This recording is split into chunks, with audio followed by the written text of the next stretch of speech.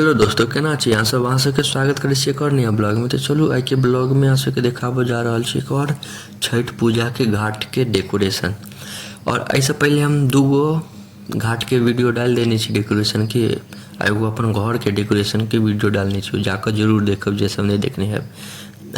एक और घाट के डेकोरेशन के वीडियो या तो देखियो कते मस्त। हमरा तो सबसे नीक ई सजावट लागल। अहाँ सब बताएब अहाँ सबके कोन सजावट नीक लागल। जे सब नहीं देखने हैं सजावट के हर वीडियो अहाँ सब जाकर देख ले, हम डाल देने छी अपन यूट्यूब चैनल पर, यह चैनल पर। तो देखियो कते मस्त सजावट कैल छे। अहाँ सब देखियो, अहाँ सबके बताएब इम्हर केहन सजावट होइ छे। ई छठ के सजावट छे, कोनो शादी के सजावट नहीं है, ई छठ के सजावट छे। ई गाना सब खूब बाज रहल छे, हम सब गाना के म्यूट कर देने छी क्योंकि कॉपीराइट क्लेम आबि जेतै तो दिक्कत भ जेतै। तो हम कोनो भी कॉपीराइट क्लेम नहीं चाहे छी, हम अपन सब चीज ओरिजिनल देव चाहे छी। देखियो खूब एकदम डीजे बाज रहल छे, एकदम भयंकर। लेकिन सब हम म्यूट केने छी। देखियो मूर्तियों इम्हर बैसल छे, कते सुंदर मूर्ति छे। सब गोटा प्रणाम क लियो बढ़िया तरीका से। देखियो कते सुंदर मूर्ति छे, बढ़िया से सूर्य भगवान के मूर्ति छे, प्रणाम क लिया। चलो आगा चले छी। देखियो कते सुंदर से सजावट कैल छे। इम्हर एगो समिति बन गेल छे छठ पूजा के लेल।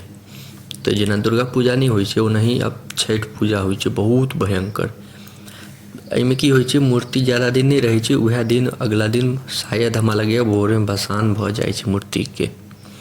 कतौ अब ओते नहीं पता है हमरा, लेकिन भोर के तो जाय छे मूर्ति सब तो नहीं देखे छिए, मूर्ति के भसान भ गेल रहे छे। अहूँ सब बताएब अहाँ सबके इम्हर केहन सजावट होइए। देखियो इम्हर घरों सबके सजावट कैल छे। अहाँ सबके इम्हर केहन होइए सजावट। छठ तो ना भयंकर पर्व छे बिहार के, पूरा साल के सबसे बड़का पर्व छे छठ पूजा।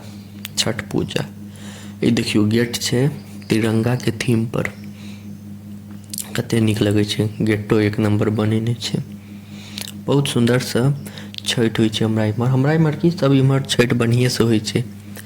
ऐसे पहले हम दूगो डेकोरेशन के वीडियो डाल देने छी सिर्फ घाटे के, जे सब नहीं देखने हैं आप जरूर जाकर देखो। वो सब एक नंबर छे, टॉप क्लास के छे। इहो देखियो कते भयंकर सजावट कैल छे, गजब के। तते निक लगे छे, एतऽ से जाए के मोने नहीं करे छे, एते निक लाग रहल छे। देखियो एकदम डीजे वाला डेक्चिक वाला मस्त एकदम लाग रहल छे। इम्हर घाट छे, चलू देखाबै छी अहाँ के। देखियो इम्हर ढाकी सब राखल छे, संझका अर्घ भ गेल छे, भोरका अर्घ लेल राखल छे ढाकी सब। एतऽ ढाकी एहि दुआरे राखल छे कियाकि लोग सब दूर दूर से अबै छे, तब वापस ढाकी ल जेनाइ मुश्किल छे, तें लोग राख दै छे ओते घाटे पर। अपन भरि राति जगरना केलक, फटक्का टक्का फोड़लक, डांस वांस केलक, जे मोन भेल केलक। भरि राति अपन जगरना केलक, ढाकी के अपन निगरानी रखलक जे कुत्ता उत्ता या फिर कोई जानवर ऐंठ नहीं क दे, बिल्ली सब। ते दुआरे तो रहल लोग भरि राति। हमर सबके किछे घर के पीछे में छे अथी की कहै छै घाट, तो हम सब उठा के ल आबै छी, फिर भोर में उठा के फेर जाय छिए। तो दिक्कत कोनो रहबे नहीं करे छे। तो देखियो एते कते बढ़िया सजावट कैल छे। अहाँ सब बताएब अहाँ सबके केहन लागल, और अहाँ सबके उम्हर केहन सजावट होइए।